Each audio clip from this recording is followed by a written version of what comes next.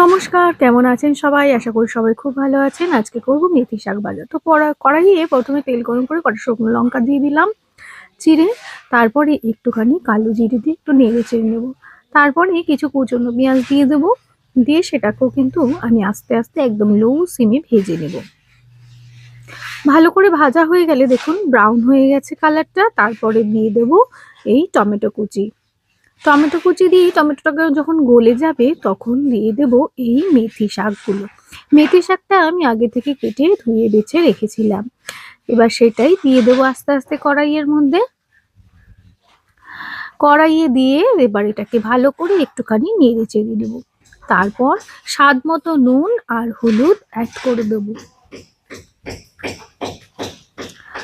দিয়ে এবার এটাকে আবার ভালো করে নেড়ে চেড়ে নেব। নেড়ে তারপরে একটা ঢাকনা দিয়ে দেব। এর থেকে যে জলটা বেরোবে সেটাই কিন্তু মেথি শাকটা ভাজা হয়ে যাবে। দেখুন আমার ভাজাটা কিন্তু প্রায় হয়ে এসেছে। এবার শুধু জলটা শুকানোর পালা।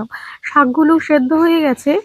এরপরে ঢাকনাটা খুলে দেবো। ঢাকনাটা খুলে দেখুন নেড়ে চেড়ে একটুখানি নিলাম, ব্যাস হয়ে গেল আমার মেথি শাক ভাজা রেডি। কেমন লাগলো অবশ্যই জানাবেন। সবাই ভালো থাকবেন, সুস্থ থাকবেন, টাটা।